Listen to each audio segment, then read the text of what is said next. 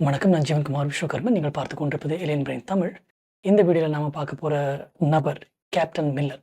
International லெவல்ல நடிக்கிறேன் அப்படின்ட்டு லோக்கல் லெவல்ல நடிச்சு கடுப்பேத்துற அந்த கேப்டன் மில்லர் கிடையாது. இது நிஜமான கேப்டன் மில்லர். கேப்டன் மில்லர் அப்படிங்கிற பேரை கேட்கும்பொழுதே ஏதோ வெள்ளையா ஒருத்தர் பெரிய மீசை வச்சுக்கிட்டு பிரிட்டிஷ்காரன் காலத்துல இந்தியாவை அடக்கி ஆண்ட ஒரு கேப்டனா இருக்கக்கூடும் அப்படின்னு நீங்க நினைச்சீங்கன்னா ரொம்ப தவறான விஷயம். பட் தமிழர்களுக்கு மிக பரிச்சயமான பெயரும் கூட. இவர் வந்து ஒரு தமிழர், ஒரு கருப்பு தமிழர். ஆனா இந்திய தமிழர் கிடையாது. இலங்கை தமிழர். யார் இந்த கேப்டன் மில்லர்? கேப்டன் மில்லர் ஒரு எல்டிடிஇ தீவிரவாதி. என்னுடைய வீடியோக்கள ஏற்கனவே பார்க்குற எல்லாருக்குமே தெரியும். நான் எல்டிடிஇ எந்த அளவுக்கு பார்க்குறேன், எப்படி பார்க்குறேன் அப்படின்னு. I am all out against LTTE. LTTE அப்படிங்கிற ஒரு இயக்கம் அப்படிங்கிறது என்னை பொறுத்தவரைக்கும் அல் கொய்தா மாதிரியான ஒரு தீவிரவாத அமைப்பே தவிர, அதற்கு பெரிய ஒரு மதிப்பெல்லாம் என்னிடத்துல இருந்து கிடையாது. அது தமிழினுடைய பெயரைச் சொல்லி அல்லது தமிழினத்தினுடைய பெயரைச் சொல்லி போரிடக்கூடிய ஒரு போராட்ட குழுவாக இருக்கிறனால மட்டுமே அது வந்து ஒரு மிகப்பெரிய புனித குழுவாக ஒன்றும் மாறிவிடாது. அது ஒரு தீவிரவாத அமைப்பு. எல்டிடிஇ பிரபாகரன் அப்படிங்கிறவர் வந்து அல் கொய்தாவினுடைய ஒசாமா பின் லாடன் எப்படியோ அதே மாரி ஒரு தீவிரவாதிகளுடைய ஒரு தலைவன். அவ்வளோதான். அவருடைய இறப்பு, இல்லைன்னா சாவு, அவர் கொல்லப்பட்டது அப்படிங்கிறதெல்லாம் வந்து எனக்கு தெரிஞ்சு ஒரு பெரிய ஆச்சரியமூட்டக்கூடிய விஷயமெல்லாம் கிடையாது. அவரு சாக வேண்டிய ஒரு மனிதன் செத்து போயிட்டாரு அவ்வளோதான். ஸோ மனுஷன்னு கூட சொல்ல முடியாது. That's entirely different debate. அந்த மாதிரியான ஒரு மனிதர் வடிவமைத்த வேறு சில மிருகங்களினுடைய அல்லது வேறு சில தீவிரவாதிகளினுடைய கூட்டத்தில் இருக்கக்கூடிய ஒரு தீவிரவாதி தான் இந்த கேப்டன் மில்லர். கேப்டன் மில்லர் யார் அப்படின்னு பார்த்தீங்கன்னா, அவர் வந்து வள்ளிபுரம் வசந்தன் அப்படிங்கிறது தான் வந்து அவருடைய இயற்பெயர். அவர் வந்து 1966ல பிறக்கிறாரு. விக்கிபீடியா பொறுத்தவரைக்கும் அவருடைய டேட் ஆஃப் பர்த் அப்படிங்கிறது 1 ஜனவரி 1966ன்னு குடுத்துருக்கு. யூசுவலி ஒருத்தருடைய பிறந்த தேதி தெரியல அப்படிங்கும்பொழுது ஆட்டோமேட்டிக்கலி அது ஜனவரி 1 அப்படின்னு கணக்கு பண்ணிப்பாங்க. அந்த மாரி தான் இருக்கணும். பட் ஹி வாஸ் போர்ன் இன் 1966. 1966ல தான் அவரு பிறந்திருக்காரு. இறந்தது வந்து 5 ஜூலை 1987. ஏன் இந்த இறந்த தேதி மட்டும் தெளிவா தெரியுது, பிறந்த தேதி தெரியல அப்படின்னு பார்த்தீங்கன்னா, இவர் இறந்தது வந்து ஒரு மிக முக்கியமான ஒரு சம்பவத்தின் மூலமாக. அந்த சம்பவம் தான் வந்து இவருக்கு பேரையும், புகழையும் இவருடைய மக்களிடத்தே வந்து வாங்கி கொடுத்திருக்கிறது. அதனால தான் இவருடைய இறந்த தேதி வந்து மிக தெளிவாக தெரிகிறது. ஸோ இவர் எப்போ எல்டிடில ஆக்டிவா இருந்தாரு அப்படின்னு பார்த்தீங்கன்னா, 1983 இருந்து 87 வரைக்கும். இவர் ஏன் எல்டிடில ஜாயின் பண்றாரு அப்படின்னா, பிளாக் ஜூலை என்று அழைக்கப்படக்கூடிய, கருப்பு ஜூலை என்று அழைக்கப்படக்கூடிய ஒரு தமிழ் போராட்டம். தமிழர் மக்களுக்கு எதிராக வந்து இலங்கை அரசு இல்லைனா இலங்கை ராணுவம் நடத்திய ஒரு ராணுவ ஆக்கிரமிப்புன்னு சொல்ல முடியாது. ஒரு மாதிரியான கலகம் மாதிரியான ஒரு விஷயம். ஒரு இனத்தை நோக்கி இன்னொரு இனம் படையெடுப்பதை போன்ற ஒரு விஷயம். இலங்கை அரசு அல்லது இலங்கையினுடைய ராணுவம் வந்து ஒரு படையெடுப்பை நடத்துகிறது உள்ளூர்ல. அதாவது போர் கிடையாது. உள்ளூர் மக்களுக்கு எதிராகவே ஒரு ராணுவம் களமிறங்குகிறது. அதை கருப்பு ஜூலை அப்படின்னு சொல்றாங்க. அது 1983ல நடந்தது. இந்த கருப்பு ஜூலைன்னு ஏன் சொல்றாங்கன்னா, ஜூலை மாதத்தினுடைய கடைசி மாதங்கள்ல இந்த போராட்டம் நடக்கிறனால கருப்பு ஜூலைன்னு சொல்றாங்க. அந்த நாட்கள்ல வந்து தமிழர்களுக்கு எதிராக மிகப்பெரும் இனவாத பேரழிவு அப்படிங்கிறது கட்டவிழ்த்து விடப்பட்டது அப்படின்னு சொல்லப்படுது. சொல்லப்படுதுன்னு மட்டும் கிடையாது. அதுக்கு நிறைய ஆதாரங்களும் இருக்கிறது. தமிழர்களுக்கு எதிராக வந்து மிகப்பெரும் ஆயுதம் தாங்கிய ஒரு தாக்குதலே நடந்தது அப்படின்னு சொல்லலாம். ஆனா இதுக்கெல்லாம் மிக முக்கியமான காரணம் வந்து ஸ்ரீலங்காக்காரங்க தான் அப்படின்னு கேட்டீங்கன்னா, என்ன பொறுத்தவரைக்கும் நிச்சயமா கிடையாது. ஒரு விஷயத்தை பார்க்கும்போது 2 பக்கமும் நாம பார்க்கணும். தமிழர்கள் தவறே செய்யாத என்ன சொல்றது, தியாகிகளாக இருந்து ஒண்ணுமே செய்யாம சும்மா உட்கார்ந்துட்டு இருக்கும்போது வந்தவன் போறவன்லாம் அடிச்சுட்டு போனானான்னு கேட்டா நிச்சயமா கிடையாது. தமிழர்களும் வாய் வச்சு சும்மா இருந்திருக்கணும். அதற்கு முன்னாடி தமிழர்களும் இதே எல்டிடியை சேர்ந்தவர்களும் செய்த பிரச்சனையின் காரணமாகத்தான் கருப்பு ஜூலை அப்படிங்கிற அந்த மிகப்பெரும் இனவாத பேரழிவு அல்லனா அந்த போராட்டம் ஸ்ரீலங்கா மக்கள் முன்னெடுக்கிறாங்க. நீங்க இலங்கையில் நடந்த தமிழர்களுக்கு எதிரான அந்த போராட்டங்கள் இல்லைன்னா அவங்களுக்கு எதிரான அந்த இனவாத பேரழிவு எல்லாம் நல்லா பார்த்தீங்க அப்படின்னா, மிக முக்கியமாக எல்டிடியின் மூலமாகத்தான் நடந்திருக்கும். எல்டிடி தான் தொடங்கி வச்சிருப்பாங்க. முன்காலம் எல்டிடி வர்றதுக்கு முன்னாடி இந்த பிரச்சனையே இருந்தது கிடையாது அப்படின்னு கேட்டா நிச்சயமா இருந்தது.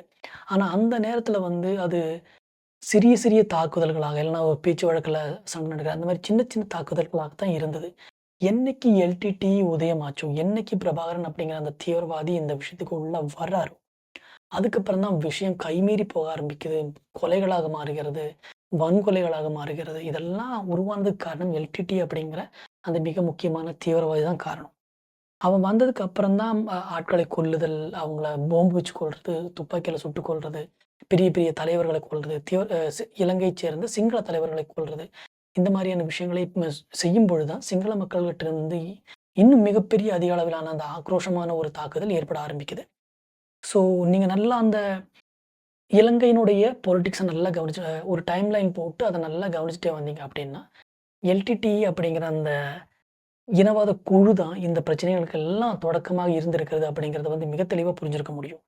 இதுல அதிகமா கொலை செஞ்சது இலங்கையைச் சேர்ந்தவர்களா அல்லது தமிழர்களா அப்படிங்கிற கேள்வி எல்லாம் ஒரு புறம் இருக்க, இதை தொடங்கி வைத்தது யார்? இந்த பிரச்சனைலாம் யார் தொடங்கி வச்சாங்க அப்படின்னு பார்த்தீங்கன்னா, நிச்சயமாக பிரபாகரன் தான். அப்படி பார்க்கும்போது தமிழர்கள் தான் அதற்கு மிக முக்கியமான காரணம் இருந்திருக்கிறார்கள் அப்படின்னு தான் சொல்ல முடியும். ஸோ பிரபாகரன் வந்து ஒரு தமிழனாக இருக்கிறதுனால மட்டுமே வந்து தமிழர்கள் இந்த பிரச்சனையை தொடங்கினாங்களான்னு கேட்டா நிச்சயமா கிடையாது. முன் காலகட்டங்கள்ல இல்ல முதல் காலகட்டங்கள்ல 1950கள்ல 48ல சுதந்திரம் கிடைச்சதுக்கு பிறகு இலங்கையில் நடந்த இந்த போராட்டங்கள் எல்லாமே வந்து முன்காலங்கள்ல சாதாரண ஒரு டிப்ளமேட்டிக்கான முறையில அல்லது காந்தியவாத முறைகள்ல அப்படிதான் நடந்திருக்கு. பிரபாகரன் வந்ததுக்கு பிறகு தான். இந்த பிரபாகரன் அப்படிங்கிற தீவிரவாதி உள்நுழைந்ததுக்கு பிறகு தான் வந்து இது ஆயுதம் சார்ந்த ஒரு போராக மாறுது.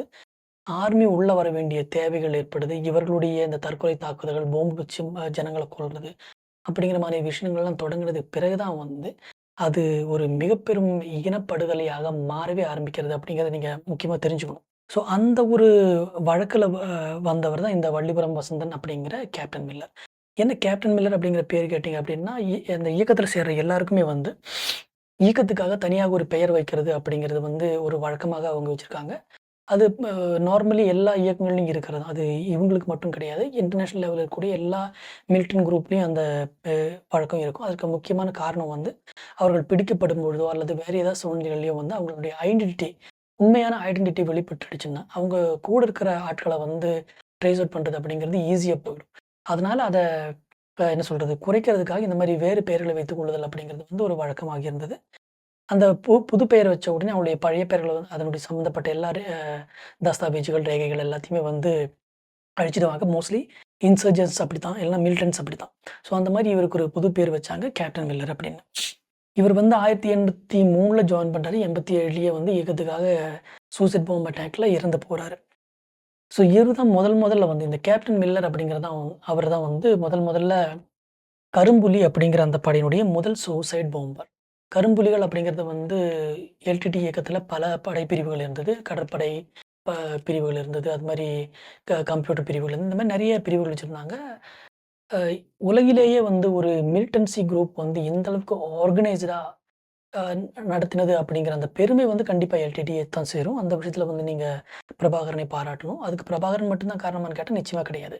அவர் குழுவில இருந்த மற்ற படித்த மெத்த படித்த இளைஞர்கள் நெறைய பேர் வந்து அத ரொம்ப நல்லாவே மெயின்டெயின் பண்ணிட்டு போனாங்க. ஒரு கவர்மெண்ட் மாரி பல பிரிவுகளா வச்சு, ஒவ்வொருத்தருக்கும் ஒவ்வொரு பிரிவுக்கும் வந்து தனித்தனியான மிகச்சிறந்த பயிற்சி பெற்ற குழுக்களை வைத்து, அத ஒரு மிகச்சிறந்த ஒரு ஆர்கனைசேஷனா கொண்டு போனாங்க. அதுல இந்திய கவர்மெண்ட்டினுடைய பங்களிப்பு அப்படிங்கிறது வந்து முன்காலங்கள்ல, அதாவது எல்டிடிஇ தொடங்குன காலகட்டங்கள்ல வந்து இத ஒரு மிகச்சிறந்த ஒரு ஆர்கனைசேஷனா உருவாக்குறதுல வந்து இந்திய கவர்மெண்ட்டினுடைய பங்களிப்பு மிக முக்கியமாக இருந்தது அப்படிங்கிறதையும் மறுக்க முடியாது.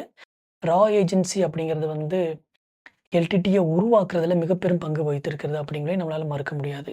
எல்டிடிஇ அப்படிங்கிற தீவிரவாத அமைப்பு உருவாகுறதுக்கு காரணமாக இல்லாம இருந்தாலும், அது ஒரு வலுவான ஒரு அமைப்பாக மாறுவதற்கு இந்தியாவுடைய ரா ஏஜென்சி வந்து மிக முக்கிய பங்கு வகித்திருக்கிறது. அவங்க மட்டும் கிடையாது. சைட்ல நெறைய சிஐஏஸும் நெறைய சிஐஏ மாரியான அமைப்புகளும் வந்து நெறைய உதவி செஞ்சிருக்காங்க. அதெல்லாம் வந்து இன்னொரு வீடியோல நம்ம டீட்டெயிலா பார்க்கலாம். இப்ப கேப்டன் மில்லர் வந்து இந்த மாரி பயிற்சி பெற்ற குழுக்கள்ல கரும்புலிகள் அப்படிங்கிற அந்த குழுவைச் சேர்ந்த முதல் சூசைட் பாம்பர். இந்த கரும்புலிகளே வந்து ஒரு சூசைட் பாம்ப் ஸ்குவாடாக தான் இருந்திருக்கு. இதில நெறைய பேர், பெண்கள் உட்பட நெறைய பேர் வந்து சூசைட் பாம்பர்ஸ் தங்களுடைய உயிரை தியாகம் செய்து போராட்டத்தில் ஈடுபட்டிருக்கிறார்கள். ஸோ சூசைட் பாம்பர்ஸா வந்து எவ்வளோ பேர் இருந்திருக்காங்க அப்படின்னு பார்த்தீங்கன்னா, இந்த பிளாக் டைகர்ஸ்ல ஏறக்குறைய 241 கரும்புலிகள் இருந்திருக்கிறாங்க. அவங்க எல்லாரும் சூசைட் பாம்பர்ஸா இருந்திருக்காங்க அப்படிங்கிற மாதிரியான தகவல் கிடைக்குது. அதில வந்து 84 ஃபீமேல், அதாவது 84 பெண்கள், பெண் கரும்புலிகளும் சூசைட் பாம்பர்ஸா இருந்திருக்காங்க. 241 கரும்புலிகள் மொத்தமாக. அதில 84 பேரு பெண்களும் கரும்புலிகளா இருந்திருக்காங்க. பெண்களும் வந்து வாலண்டியரா வந்து சூசைட் பாம்பர்ஸா ஒர்க் பண்ணியிருக்காங்க. அண்டு ராஜீவ்காந்திய கொலை செய்த குழுவில இருந்த அந்த பெண் கூட வந்து கரும்புலிகளைச் சேர்ந்தவர் அப்படிங்கிற ஒரு செய்தி இருக்கு. ஸோ அப்படி இந்த கரும்புலிகள்ல சூசைட் பாம்பர்ஸ்ல வந்து முதலாக சூசைட் பாம்பரா போனவர் வந்து இந்த வள்ளிபுரம் வசந்தன் என்கிற கேப்டன் மில்லர் அப்படின்னு சொல்லப்படுது. இவர் தான் முதல்ல சூசைட் பாம்பரா வந்து போன கரும்புலி. அதனாலேயே வந்து இவருக்கு மிகப்பெரும் மரியாதை அங்க தமிழ் புலிகளிடத்திலேயே இருந்திருக்கிறது, மக்களிடத்திலேயே இருந்திருக்கிறது. இவர் இறந்ததற்கு பிறகு வந்து இவருக்கு ஒரு சிலையெல்லாம் வச்சிருக்காங்க. வடமராட்சி அப்படிங்கிற இடத்துல நினைக்கிறேன். அங்க சிலை வச்சிருந்தாங்க. ஆனா 2007, 8 காலகட்டங்கள்ல வந்து இலங்கை ராணுவம் அந்த இடத்தை கையகப்படுத்திய உடனே வந்து இந்த சிலைகளை எல்லாம் உடைச்சு போட்டுட்டாங்க. அதில மிஞ்சிய சிலையினுடைய பகுதிகள வந்து ஊர் மக்கள் எடுத்துட்டு போய் இன்னும் வழிபட்டு வருவதாக கூட செய்திகள் இருக்கிறது. ஸோ இவரு என்ன அப்படி பண்ணாரு அப்படின்னு பார்த்தீங்க அப்படின்னா, ரொம்ப பெருசாலாம் எதுவும் பண்ணல. ஒரு சூசைட் பாம்பர் அப்படின்னு சொல்லும்போது ரொம்ப பெருசா எதுவும் கிடையாது. ஜஸ்ட்டு சூசைட் பாம்பர் மாரி எல்லா பாம்பையும் எக்ஸ்ப்ளோசிவ்ஸையும் உங்க மேல எடுத்து வச்சுக்கிட்டு, நேரா போய் எங்கேயோ போய் வெடிக்க வேண்டியது அதான் வேல. ஸோ இவ்வளோ சிம்பிளா சொல்றேன் பண்ணி பாருடா அப்படின்னு யாராச்சும் என்கிட்ட சொன்னீங்க அப்படின்னா உங்கள மாரி என்ன சொல்றது? அந்த அளவுக்கு நான் முட்டாளெல்லாம் கிடையாது. சூசைட் பாம்ப் பண்ணி மத்தவங்கள அப்பாவி மக்கள் எல்லாம் கொன்னு இது பண்ற அளவுக்கு நான் கீழ்த்தரமானவன் கிடையாது. எல்டிடி அந்த விஷயத்தை பொறுத்தவரைக்கும் மிக கீழ்த்தரமான ஒரு இயக்கம்னு தான் நான் சொல்லுவேன். அது ஒசாமா பின் லேடன் அவங்க ட்ரூப் மாரி. சூசைட் பாம்பர்ஸ் அப்படிங்கிறது வந்து கையால் ஆகாத கோழைகள், பேடி பயல்கள் செய்கிற விஷயம். நீங்க சாகறதுக்கு தயாரா இருக்கீங்க அப்படிங்கிறனாலேயே வந்து நீங்க வீரர் ஆயிற முடியாது. உங்கள் மரணத்தின் மூலமாக ஏதாவது ஒரு உபயோகம் யாருக்காவது இருக்கணும். அப்பாவி மக்கள் இறக்கக்கூடாது. அதுதான் உண்மையான மரணம். போர் வீரன் அப்படிங்கிறவங்க வந்து போர் செய்து இறக்க வேண்டும். எல்லாமே பொட்ட பசங்கள மாரி இந்த மாரி அப்பாவி மக்கள் எல்லாம் போய் பாம்பு வச்சு வெடிச்சு கொன்னெல்லாம் வீரன்னு பீத்திக்கக்கூடாது. அந்த விஷயத்த பொறுத்தவரைக்கும் விடுதலை புலிகள் வந்து கொட்டை எடுத்த புலிகள் தான் அப்படின்னு தான் நான் சொல்லுவேன். அன்றைக்கும் சரி, இன்றைக்கும் சரி. ஸோ இவரு என்ன பண்ணாரு அப்படின்னா, வடமராட்சி ஆப்பரேஷன் அப்படிங்கிறது தான் வந்து இவருக்கு செஞ்ச அந்த ஆப்பரேஷனுடைய பேரு. வடமராட்சி அப்படிங்கிற இடத்துல வந்து ஒரு பப்ளிக் ஸ்கூல் ஒண்ணு இருந்திருக்கு.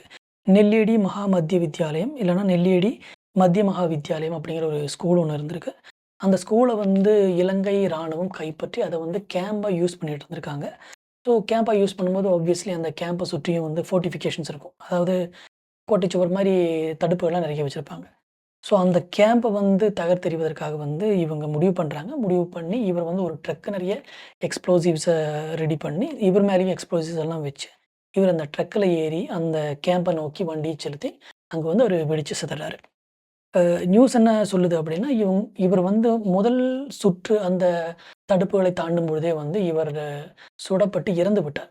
இறந்த பிறகும் கூட இவருடைய கால் வந்து அந்த ஆக்ஸிலேட்டர்லயே அழுத்தி இருந்தனால, வண்டி நிக்காம முன்னே போய் அங்க இருக்கக்கூடிய ராணுவ வீரர்கள் மத்தியில வந்து அது வெடித்து சிதறியதாக வந்து சொல்லப்படுகிறது.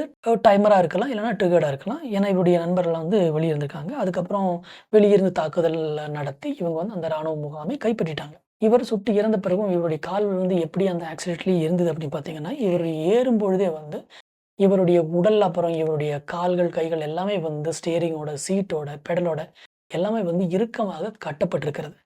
அது வந்து ஒருவேளை இவர் கடைசி நேரத்தில வந்து சூசைட் பாம்பர் ஆகுறதுக்கு ஏதாவது மறுப்பு தெரிவித்தோ, அல்லது அதில வருத்தம் தெரிவித்தோ, அதிலிருந்து விலகி போலாம் அப்படிங்கிற மாரியான ஐடியா வந்து, கூட இருந்த விடுதலை புலிகளே இவர வந்து முடிவு பண்ணியாச்சு, உன்ன விட முடியாது அப்படின்னு அவர கட்டி வச்சாங்களா என்னங்கிறதும் சந்தேகத்திற்குரிய கேள்விதான். ஏன்னா விடுதலை புலிகள் அப்படிங்கிறவங்க வந்து ரொம்ப மோசமான, கீழ்த்தரமான போராளிகள் அப்படின்னு கீழ்த்தரமான இந்த மாரி என்ன சொல்றது, நொட்டோரியஸான போர் முறைகளை உபயோகிக்கக்கூடியவங்க அப்படின்னு அவங்களுக்கு ஏற்கனவே கெட்ட பேர் இருக்கு. தங்களுடைய வேலையை செய்வதற்காக எந்த எக்ஸ்டெண்ட் வரைக்கும் போவதற்கு தயாரா இருக்கக்கூடிய ஒரு குழுவாக அவர்கள் இருந்தாங்க.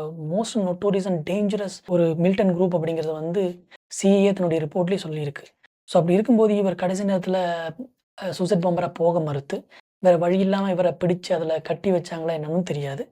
ஒருவேளை இவரே கூட என்ன சொல்றது விருப்பப்பட்டு இனி தான் இறந்து போயிட்டா ஒருவேளை கால் வெளியே வந்துருமோ அப்படிங்கிறதுக்காக, இவரே விருப்பப்பட்டும் கூட அதில தன்னுடைய காலை கட்டி வைத்திருக்கலாம்.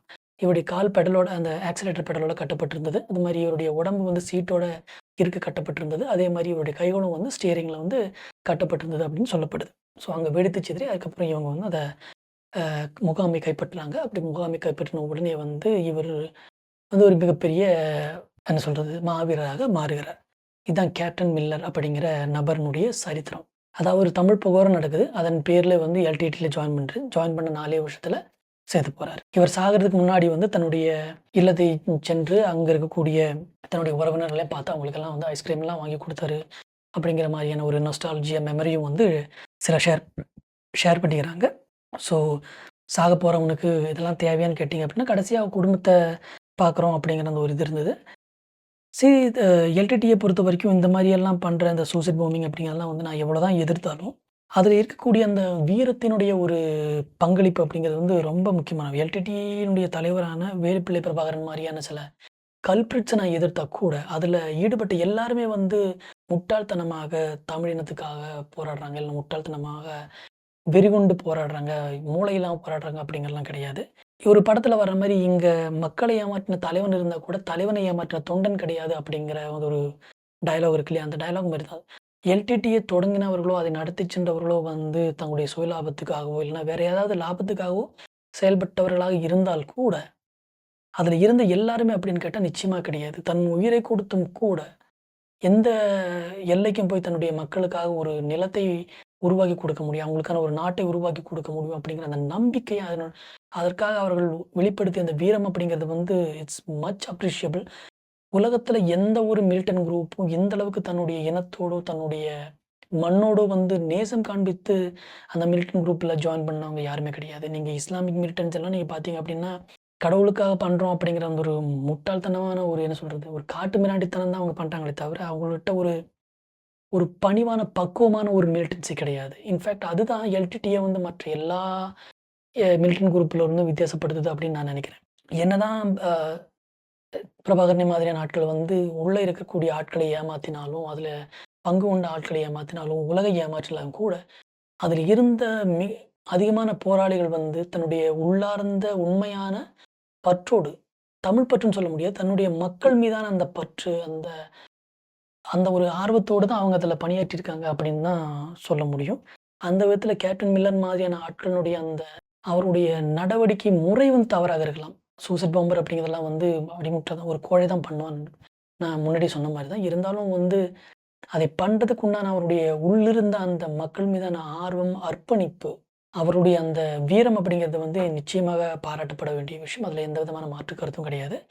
ஸோ இந்த நடிக்கிறேன் பேர் வழி அப்படின்னு நடிச்சு கொள்ற கேப்டன் மில்லர் மாரியெல்லாம் இந்த மில்லர் கிடையாது. இந்த மில்லர் வந்து கொஞ்சம் தீவிரவாத குணம் இருக்கக்கூடிய மில்லரா இருந்தா கூட, அவருடைய வீரம், அர்ப்பணிப்பு இந்த மாதிரியான விஷயத்துலலாம் வந்து நிச்சயமாக போற்றக்கூடிய ஒரு மனிதராக வாழ்ந்தவர், இறந்தவர் அப்படிங்கிறதுல எந்த விதமான அர்த்தமும் கிடையாது. யூசுவலி நான் எல்டிடி சேர்ந்தவங்கள பத்தி பெருமையாலாம் பேச மாட்டேன். எனக்கு அவங்கள பெருமையா நினைக்க கூட தோணாது. பட் இருந்தாலும் இந்த மாதிரியான சில மனிதர்களுடைய உள்ளே இருக்கக்கூடிய அந்த வீரம் அப்படிங்கிறது வந்து நம்ம என்னதான் ஒருத்தர வெறுத்தாலும், அவருக்குள்ளே இருக்கக்கூடிய அந்த நல்ல குணங்கள், நல்ல பண்புகள், அவருடைய நல்ல பண்புகளை வெளிப்பாடுகளை வந்து நாம என்னைக்குமே குறை சொல்ல கூடாது. அது முடியவும் முடியாது.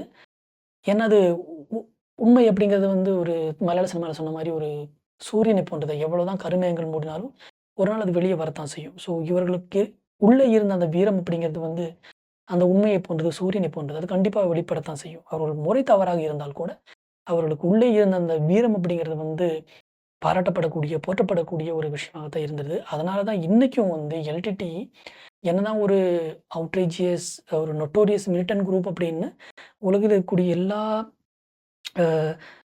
அ சட்ட அமைப்புகளும், அதாவது சிஏஏ மாதிரியான அமைப்புகள் சொன்னால் கூட, அவருடைய வீரம், அவருடைய டாக்டிக், அவருடைய ஆர்கனைசேஷன் இதெல்லாம் ஏன் போற்றுறாங்க அப்படின்னா, அவர்களுக்குள்ளே இருந்த அந்த வீரமும், மறமும், அன்பும், அந்த பண்பும் அது நிச்சயமாக என்ன சொல்றது, தமிழ் மண்ணிலிருந்து இல்லன்னா, தமிழ் சார்ந்த இந்திய மண்ணிலிருந்து, இந்திய கலாச்சாரத்திலிருந்து, தமிழ் கலாச்சாரத்திலிருந்து கிடைச்சிருக்கு அப்படிங்கிறதுல வந்து எந்த விதமான மாற்று கருத்தும் கிடையாது. அந்த பண்புக்கு நிச்சயமாக நான் அவர்களை பாராட்டுகிறேன். அண்ட் அதே சமயம் அவர்கள் தீவிரவாதிகள் தான் அப்படிங்கிறதையும் நான் மறக்கல, மறுக்கவும் இல்ல. அவர்கள் தீவிரவாதிகள். ஆனால் அவருடைய வீரம், தமிழ் வீரமாக இருந்திருக்கிறது. நிச்சயமாக அது இந்திய வீரமாக இருந்திருக்கிறது. ஏன்னா இந்தியாவிலிருந்து போனவங்க தான். கண்டிப்பாக அது பாராட்டப்படக்கூடிய விஷயம். கேப்டன் மில்லர் ஒரு தீவிரவாதியாக நம் முன்னாடி இருந்தாலும், தமிழ் பண்பு, வீரம், மக்கள் முன்னாடி அவர் ஒரு மிகச்சிறந்த வீரராக இன்றைக்கும் வாழ்ந்து கொண்டிருக்கிறார் அப்படிங்கிறது தான் உண்மை. நன்றி, வணக்கம். நான் ஜீவன்குமார் விஸ்வகர்மன். நீங்கள் பார்த்துக் கொண்டிருந்தது ஏலியன் பிரெயின் தமிழ்.